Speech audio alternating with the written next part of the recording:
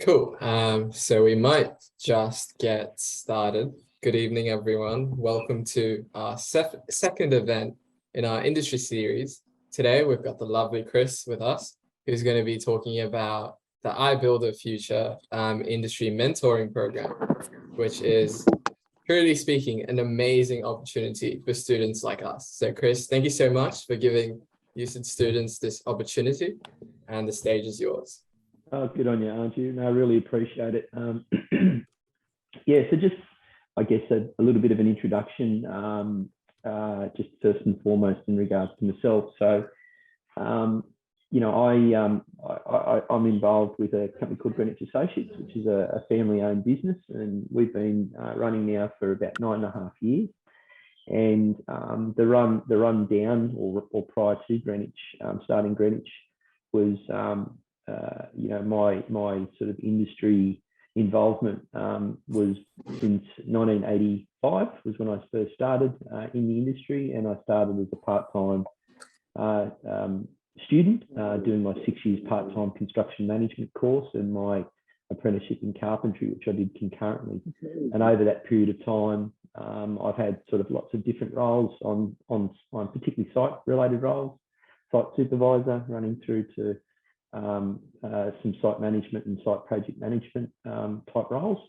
And in the sort of second half of my career, I was more so involved in the business management side of things, so general management, CEO type roles, and the like. And I'll talk a little bit more about sort of my role as a CEO and in explaining some of the iBuild our future mentoring this afternoon. But just a little bit about us, and this is really for context more so than anything else. It's certainly not intended as a sales presentation.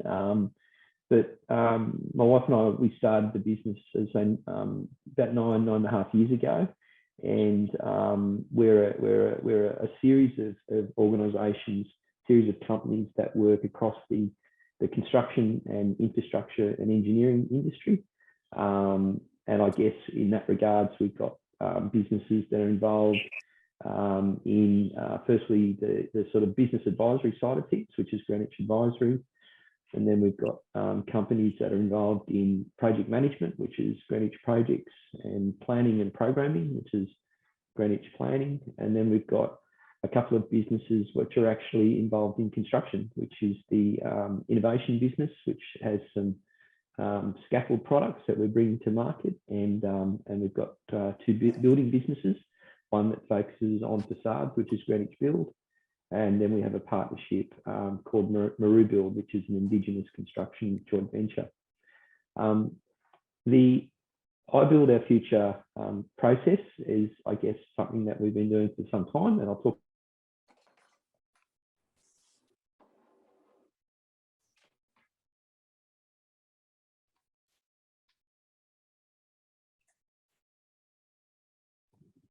So to students on a number of different areas. Oh, Chris, yeah, we dropped you out. We dropped you for a couple of seconds there. That's all right. It's all good now. Yeah. Good on you, Angie. Thank you for letting me know. So yeah, no, just what I was just mentioning then was just our not-for-profit or pro bono part of our business is called Greenwich Inspire, which is responsible for the iBuild Our Future mentoring initiative. Thank you.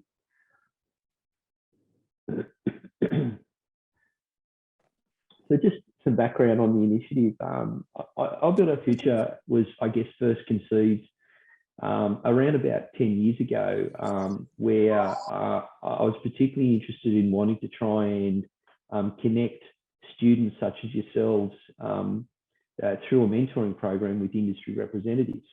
And I guess that idea, which at the time was quite novel, there's now quite a number of mentoring initiatives in the industry, which is absolutely brilliant. But I guess the aspect of iBuild Our Future, which is it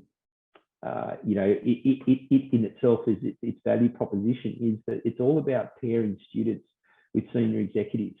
And so we sort of target CEOs and senior execs to participate in the iBuild Our Future mentoring, which is a one-on-one session between the student mentee and the senior executive mentor. And so I guess as a point of difference, we're really about making sure that students get the benefit of working with a senior executive, as opposed to perhaps being mentored by some more junior technical type operatives in the industry, which is also really good from a mentoring point of view. But I think the type of perspective that you get from CEOs and senior executives is pretty special, because obviously they've made it in terms of their career aspirations, and and they've all got some pretty interesting stories to tell. So iBuild is something which we've managed to sort of start from a pretty small number of mentors and mentees that we work with in its first year that we kicked it off. And we now run this program through a number of unis across the state, where we offer this same initiative to other faculties. We run that through the construction management faculty, or the faculty of design, architecture, building at UTS, and out at Western Sydney. But this particular initiative, together with our partnership with SUCE, is the only one of its kind, given that it focuses on civil engineering students, which we don't do elsewhere. So you guys are pretty lucky that you're the chosen few for our iBuild mentoring for civil engineering students. Excuse me. And as I mentioned earlier, with the senior executives who are committed to the iBuild Our Future mentoring, I guess the cool thing, first and foremost, in having the individuals that have committed to this initiative, is that they're all really decent people, and I guess their decency comes through the fact that they're giving up their time gratis. It's all pro bono from their perspective. It doesn't come as a cost to the students or to ourselves. This is all time that they give up to be able to give something back to the industry. Each of the mentors that we've got involved, they're all highly regarded. Each of them in their own ways are all highly successful business leaders.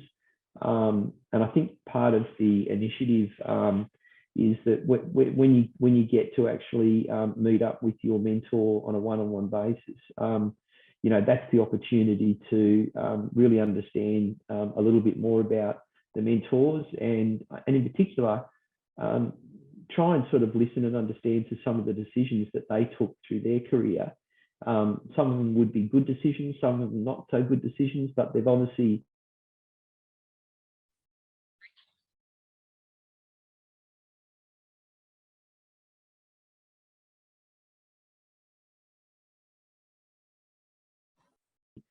to explain effectively how they've made it.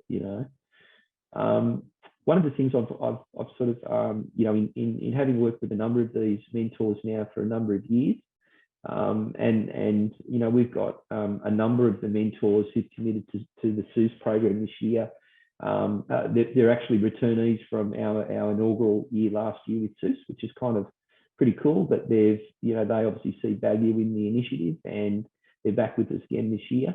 And one of the things that I really speak to all of the mentors about is to try and have them explain to their respective mentees and talk about, I guess, expectations, expectations of us as individuals and us as people working in the industry, and really talk about, the expectations from a senior management point of view of, I guess, young students and what is expected of them from a behavioural perspective. And I guess a part of the reason why I like these guys to talk about, the behavioural side of the industry is that it's a part of sort of breaking down. Obviously, we've got people that sort of span, from baby boomers, X Gen, Y Gen, millennials, and the like. And I guess when you try and think about somebody like myself, say, who's an X Gen person at 55, well, my upbringing and my understanding of the industry is obviously different to a 20-year-old who is coming into the industry for the first time.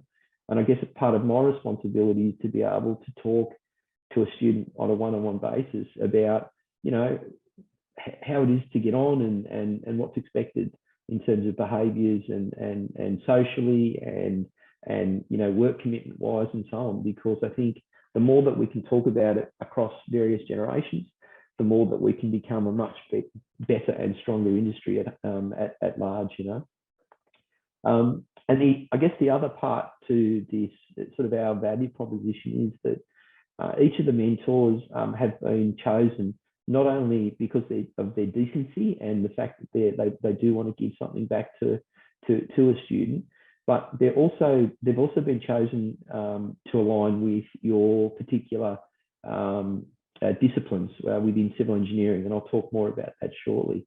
But ultimately, iBuild, our future mentoring initiative is a pretty special opportunity to, again, get some time on a one-on-one basis with a senior executive and ultimately try and learn from their wisdom and what's made them great in their chosen career path.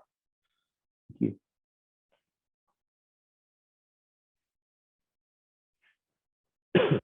So I guess, the broad question at large is, what are we actually looking for? Because I think at the end of the day, we've approached SUCE and the University of Sydney Civil Engineering really to try and seek out decent people, really great people who are genuinely interested in wanting to give back in a whole range of areas. And so the way that the initiative's been set up is to really start to focus on understanding your greatness as individuals. We're not necessarily looking for the student in the cohort that's got the 99.9% outcome in their marks. We're looking for students who are decent, good students, or rather, good at what they do, and they try hard at the civil engineering course. But ultimately, it's about sort of understanding who you are and what you do as individuals across what we call our three pillars. And so our three pillars of what we think is the foundation of decent, great people in the industry is understanding your particular commitment to community and to industry and to education. And I'm going to talk more about those three aspects as to how they, as I said, become the foundation of how you can become really good at what you do in industry beyond just your technical capabilities and the like.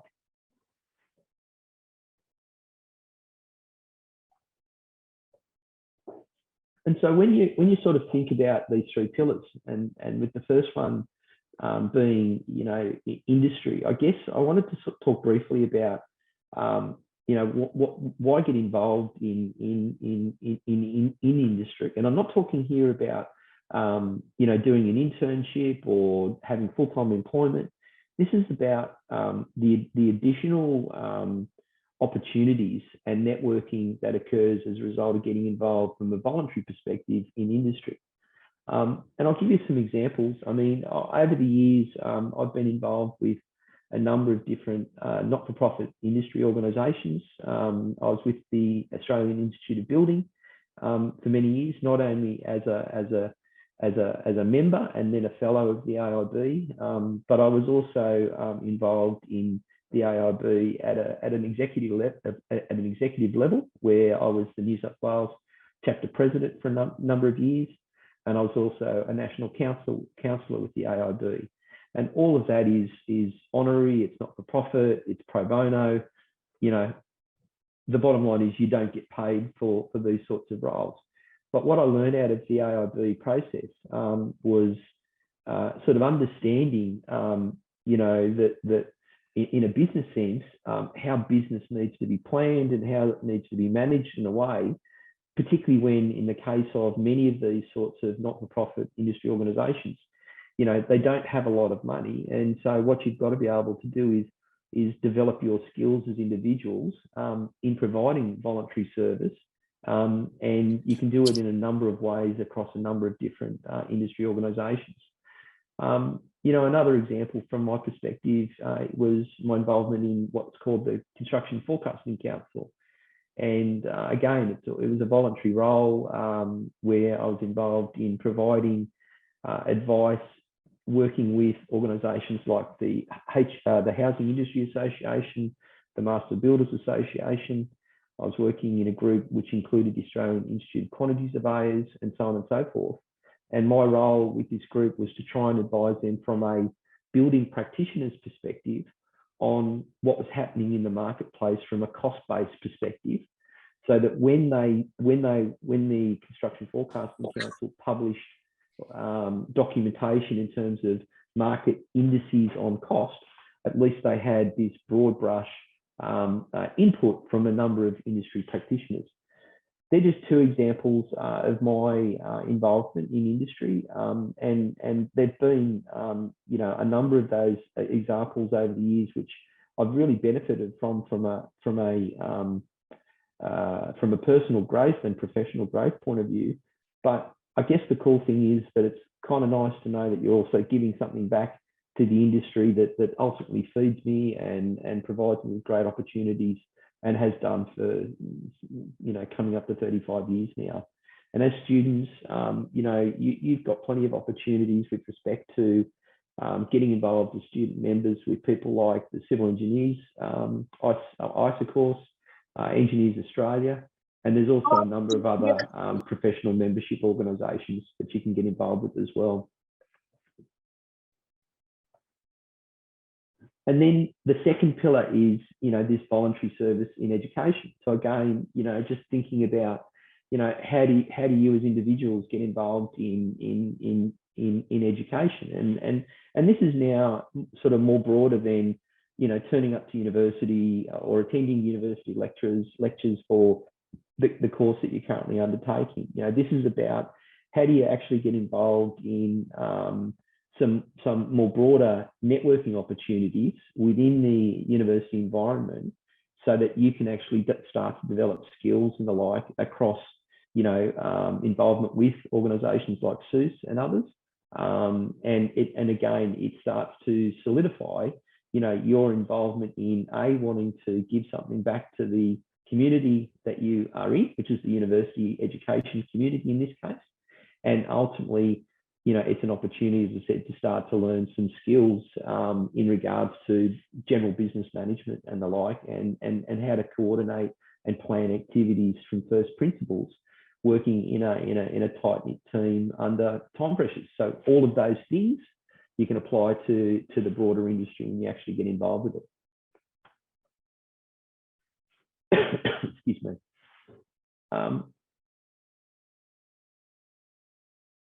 So the next one then is the so just then on the actual iBuild Our Future initiative at the university, and what we've sort of been able to organise during the course of the last few months for 2022. So you can see there that there's a number of organisations that are actually involved in the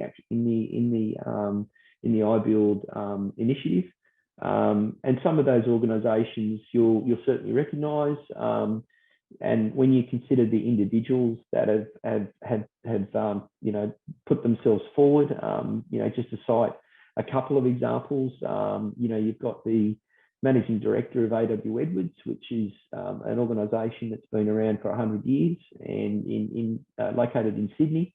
Edwards are now owned by the big French organisation called Bouygues, who are headquartered out of Paris and out of Hong Kong. And so, you know, AW Edwards have their CEO called Greg Darcy, who's committed to this particular initiative. Other organisations that are there, you've got, you know, organisations like Coston Rowe, for example.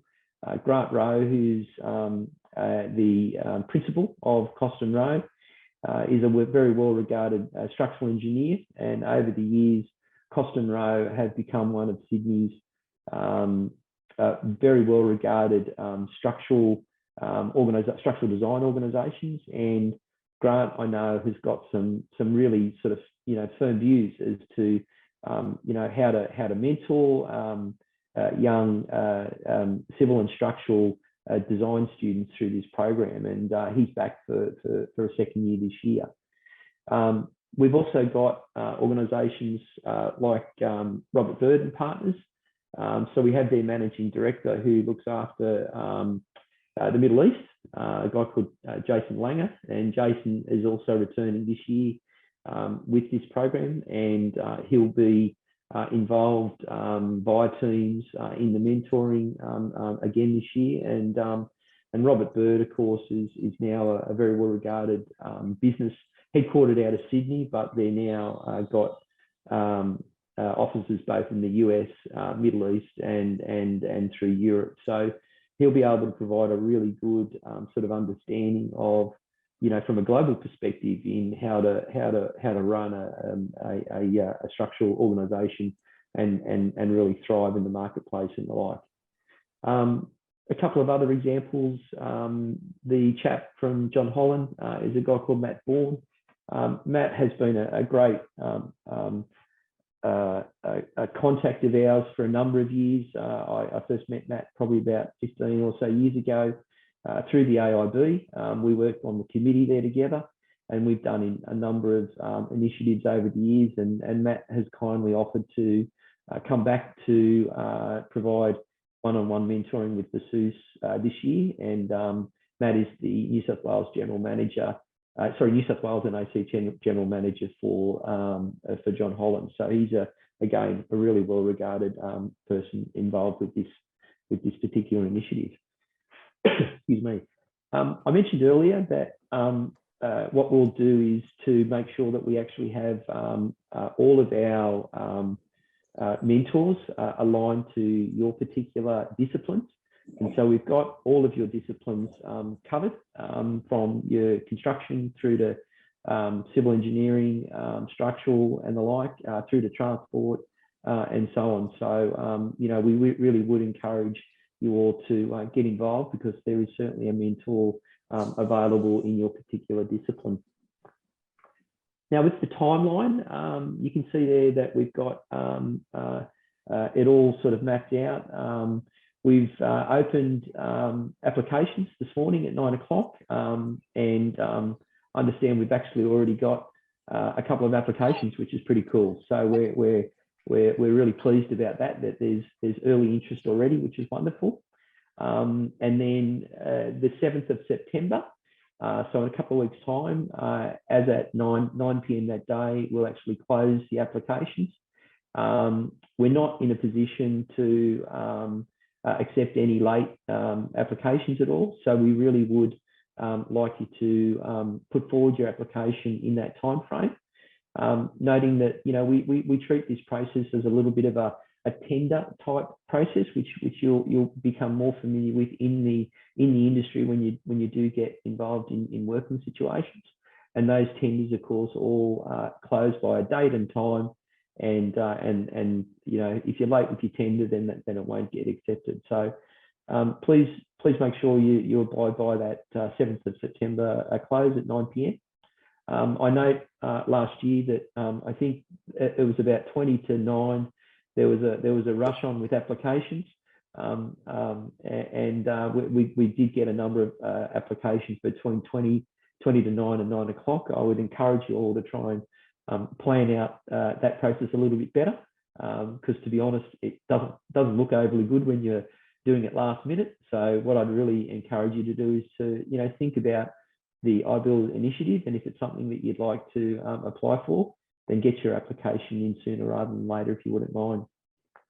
We will then shortlist the successful applicants. So this year we've got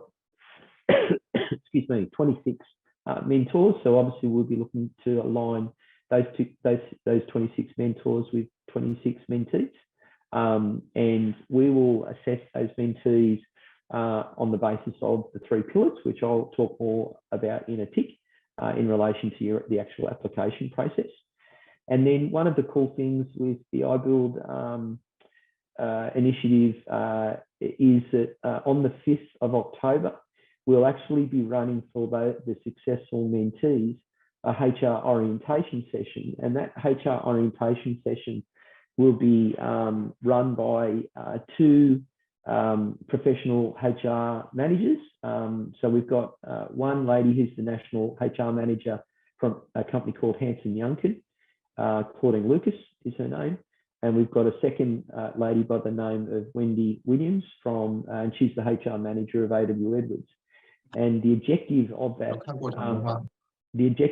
session is that we help you get prepared for your mentor session, because at the end of the day, we actually want you to be well prepared and in effect well trained for your mentor session, given that when you think about it from a perspective point of view, the chance of any one of us ever having a one-on-one mentor session in our whole career with a senior exec or CEO, again, on a one-on-one basis, the chance of that happening is actually really low when you think about it. And that's the reason why we want to spend the time helping you get ready for your mentor session.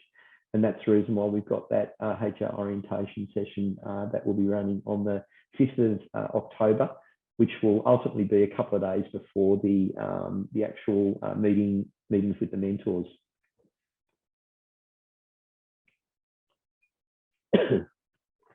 For some of the benefits of this mentor session, or the overall initiative, is obviously the orientation that I've just talked about. I've mentioned, of course, that the individual CEOs and senior execs will all be from your chosen field, and it's an opportunity for you to be able to learn about their career path as it relates to your chosen field. And of course, it's the networking opportunities that result from the actual mentoring session itself. We've got loads of examples. I mean, we've been running this initiative now for the last sort of 8 or 9 years, and we've got heaps of examples from over the years that the mentor-mentee session went so well that ultimately individuals then landed internships and cadetships and even some full-time opportunities out of that session. So there's a great opportunity to treat it almost as a job interview, even though we don't call it that. But certainly, as I said, sitting with a well-regarded CEO, you've got to be able to make hay while the sun shines. But ultimately, the benefits are this, it's giving you some great career advice, and whilst increasing your skills in business knowledge and how these individuals run their business and the like.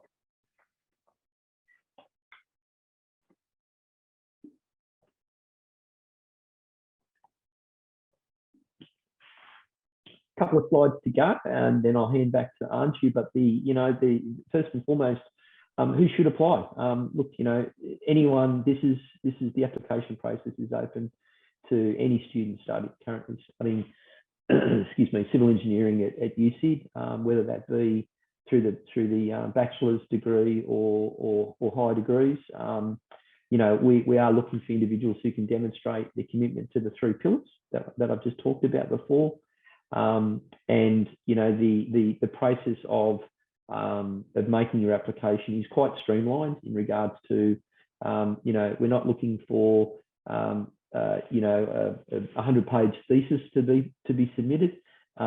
We've got it set up for you so that it's a good process to get through, and equally, we just want to understand a little bit more about you guys as individuals and how it relates to your involvement in community, industry, and education. And then, I guess, as I said earlier, what we're looking for is great people. We want to be able to give you guys as individuals the opportunity to work with and meet up with one of our mentors who are also great people. So again, it's through this 3-pillar process that we'll be able to determine that. And we would ask you to kind of really think deeply about your involvement in those 3 areas, and that will ultimately set your application apart from others also applying through this process.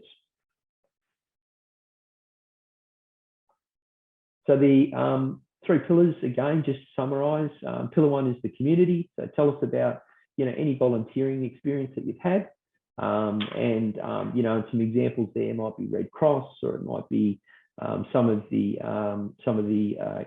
community type opportunities within the university environment, such as NJ mentoring and the like, or perhaps some external mentoring that you might be doing in the community with high school students and the like. Pillar 2 is the next one, which is, excuse me, again, your involvement with industry. Tell us about, and give us examples of your involvement with some of the student bodies. And certainly if you've got any executive type positions within any of the work that you might be doing through SUCE and other student associations, again, they're all extremely relevant, and we're looking for tenure and type of work that you might be doing in some of these industry associations. And then with pillar 3, which is excuse me, in education. Again, it's a little bit more about, again, what you do in the educational environment, whether that be through Sydney University itself, or indeed through the broader educational environment, back through, again, some of your schooling perhaps, and some of the work that you still might be doing through some of the schools that you went to and the like. Again, we're wanting to know all about that as part of the application process. So each application will manage that and make sure that again, we want to make sure that we get the most appropriate students with student mentees with the most appropriate senior executive mentors. And as I mentioned earlier, we've got 26 CEO senior execs assigned to the University of Sydney this year. And as I mentioned earlier, we'll notify students within a fortnight after the applications close on the 9th of September. And then just a couple of items there. So we part of your application is your CV. So again, spend a bit of time getting your CV up to speed, because that information will be shared with your mentor. And we want to make sure that ultimately, the mentor is getting not only your CV, your transcripts, and perhaps, and certainly the application.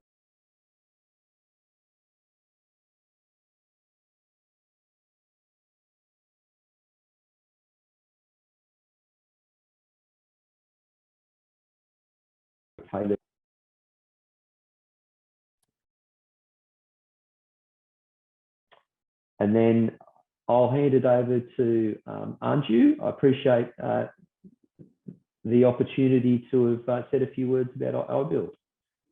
Awesome. Thank you so much, Chris. And if anyone's still wondering why I should apply to this, then I urge you guys to listen to the next couple of minutes of this event, because we have students who have already participated in the program and have gained quite a bit, which is an understatement. So today we've got Lily and Ethan as well. I'll just add a spotlight on you. And we also have Rohan, who participated in the event. So first of all, why did you apply to the iBuild mentoring program? I guess I'll go first. For me, I applied more to learn about what it means to be an engineer. So what does it involve? What skills make a good engineer, and how do I become a professional? And also to learn more about the kind of projects that are going on and how to take on my first role as an engineer. I saw it as a great opportunity to network in general and also to get inspired. Awesome. Thank you so much. Ethan, what about you? Why did you apply? So for me, I was a little unsure of like which aspect of civil engineering that I wanted to get into. And I want to get some advice on it. As well as that, I just wanted to hear like what sort of insights the executive might have in their daily life, what sort of routines and habits they have, and just to be able to ask questions is really good. Awesome. Rohan, what about you? Is it along similar lines? Oh yeah, pretty much like Lily and Ethan both like share similar ideas to me as well. I think the idea on top of it is that I think most mentoring and networking initiatives I was able to participate in are mainly at the graduate level, where you can talk to like similar like industry members at like a year or two above you. But I don't think we were able to get as similar exposure as senior execs, which was a key, which was introducing new perspectives. Yeah, great point. Thank you so much for bringing that up. And it ties very well onto my next question, which is very simple. I'm sure a lot of people are wondering this. All the mentors are distinguished professionals at the peak of their career. Is it scary talking to them? Rohan, do you want to go first?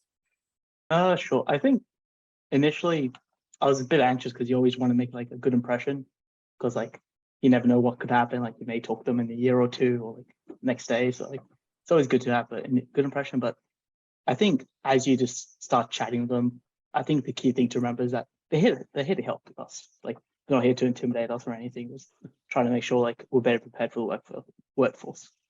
Yeah. For sure. Lily, what about you? Yeah, definitely the same as what Rohan said. I think a few nerves are to be expected, possibly on both parties' end. One piece of advice I could give for you is just to acknowledge the fact that they're giving up their time for you and for your benefit.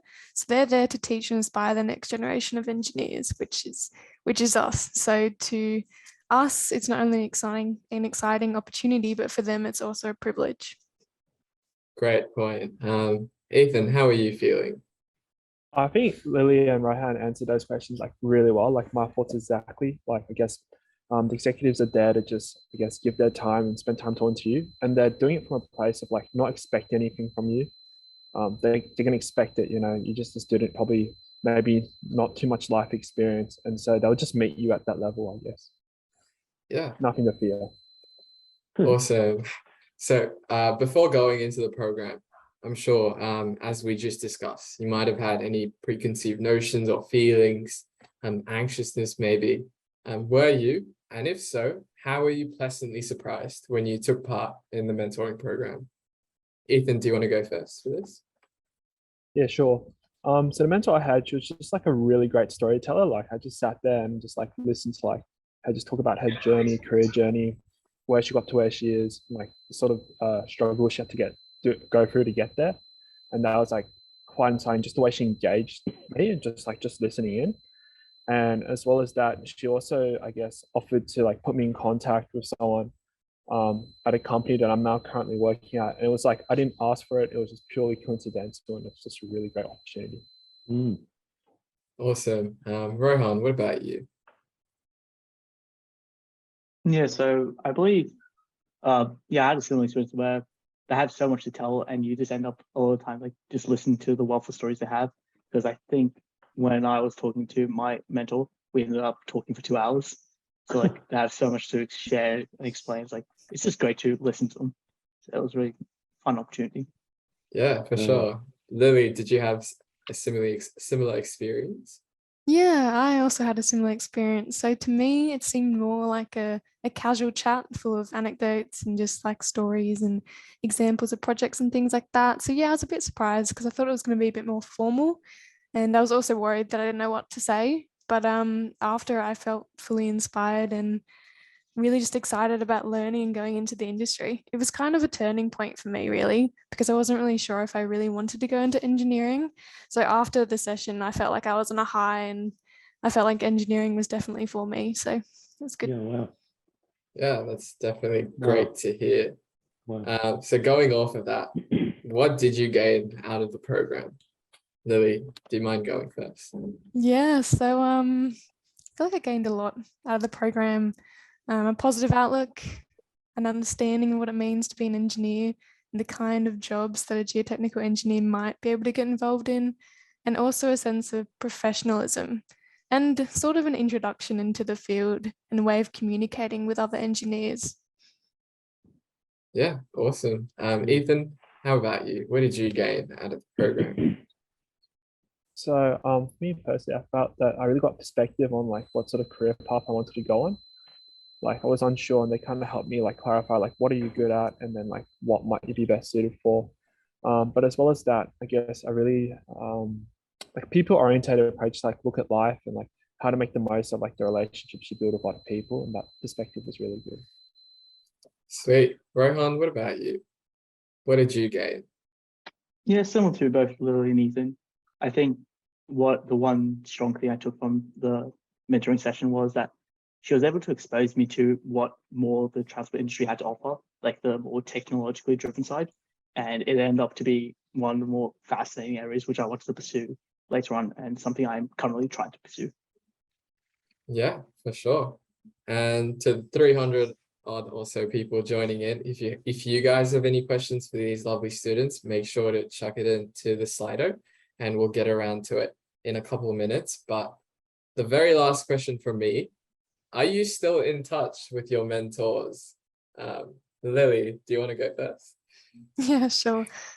Yes, I am still in touch. So after the session, I followed up with my mentor, Bruce McPherson, who is currently on the list, I believe, of mentees.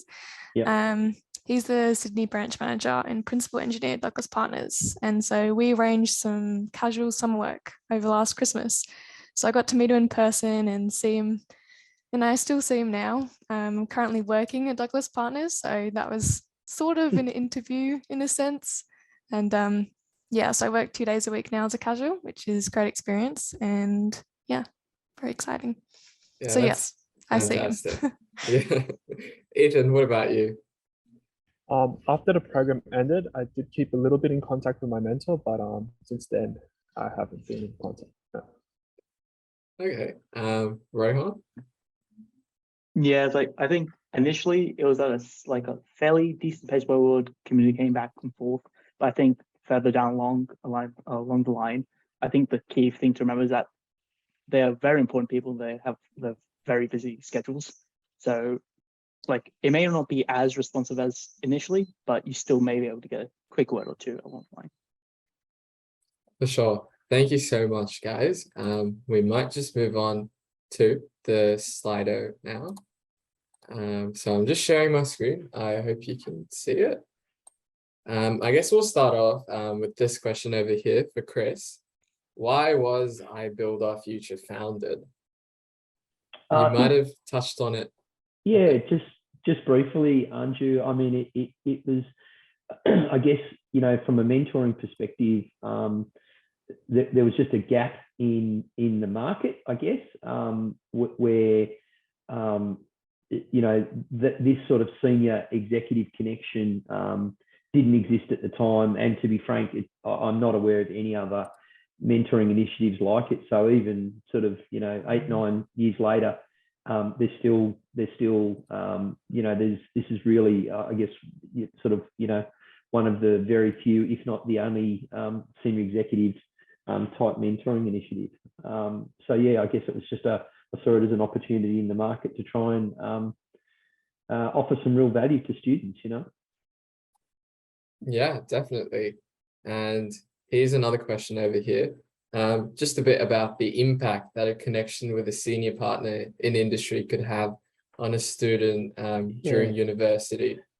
And I think this is quite monumental. You touched on this earlier, Chris, but what about the students? Lily, I know you got a job out of it. Yeah. Ethan, Rohan? Sorry, yeah, Chris, go on. No, I was just going to say, I mean, Lily's a great example. I mean, Douglas Partners are you know, they have been for many years very involved in the University of Sydney, you know, and Lily's mentor in particular, Bruce, you know, is also involved from an academic perspective. So, you know, there's a great example there, you know, of how that senior partner can have this, you know, amazing positive experience with a student. You know, it's actually resulted in you know, actually getting work experience, which is brilliant, you know. Yeah, definitely. So here's another one over here. I think this one, Chris, you can take this. What can I do to make my application stand out? I think really just focus on, again, those three areas that I talked about. You know, your involvement in industry, in education, and in community. And don't be shy about talking about, you know, community involvement is, again, sporting clubs or Red Cross, or you know, we're happy to listen to whatever you see as your community involvement. And you know, and equally with industry, for argument's sake, you know, I guess we're particularly wanting to see and understand those of you who've not only joined, say, you know, Engineers Australia as a student member, but, you know, particularly if you've actually got some additional involvement or intentions to be involved even. Again, this all makes your application stand out, because, you know, put some time into the application, and again, that in itself will actually stand out based on who you are. Great answer. Thank you, Chris. So here's another one.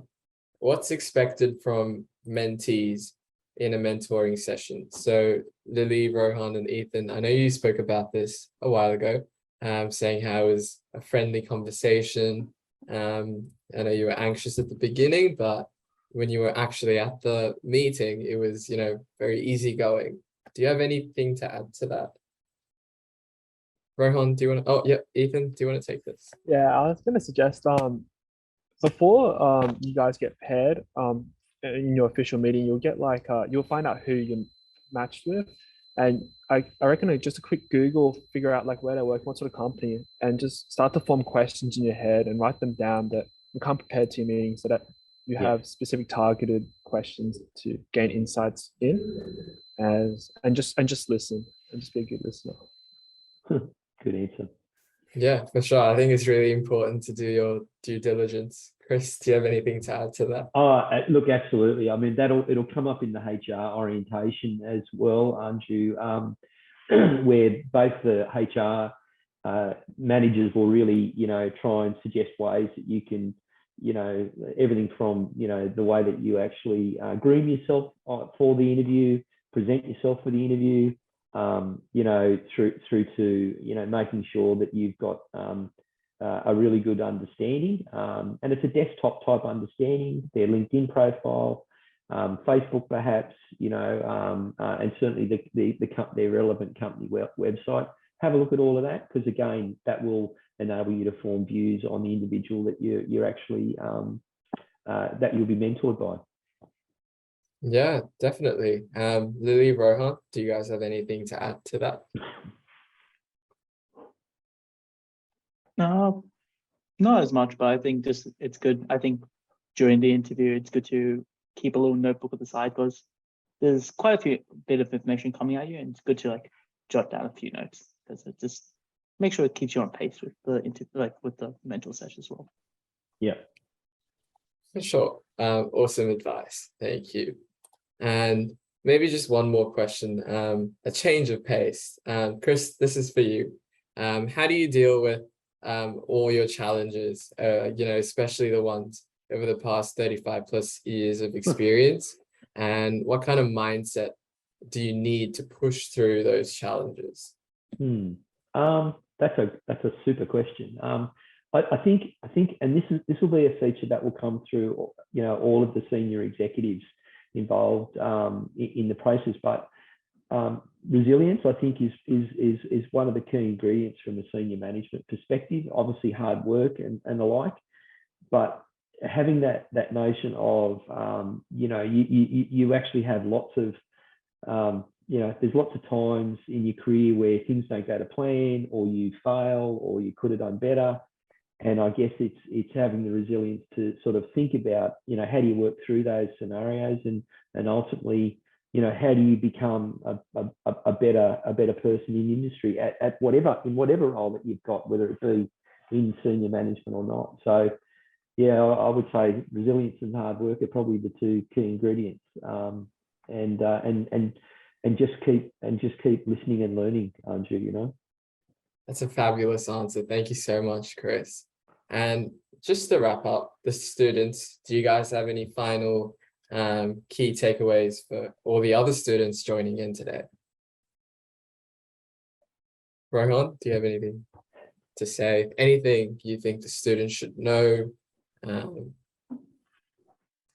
I could add, one point to that. In your session, I reckon talking a little bit about yourself and a little bit about your extracurricular activities and things like that is really important, because that's a key judgment of character for your mentors. So make sure you add a few little personal anecdotes in there, and, you know, ask all the questions you're dying to ask. Awesome. Thank you so much, guys. Awesome. Thank you so much to the students for sharing your experience with us. And I'm sure it was really beneficial to all the others joining in.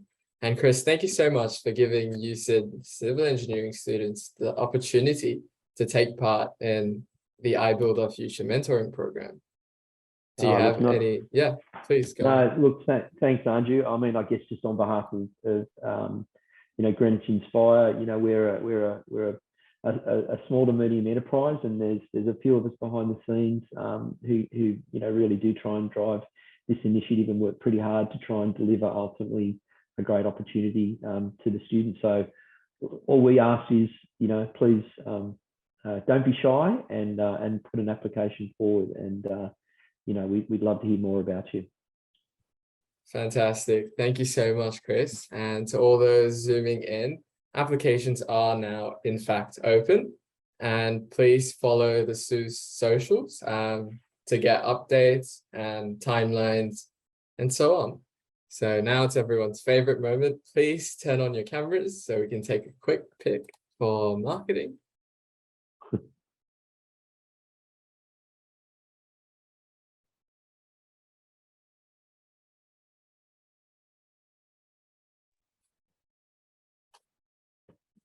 Awesome. So 3, 2, 1.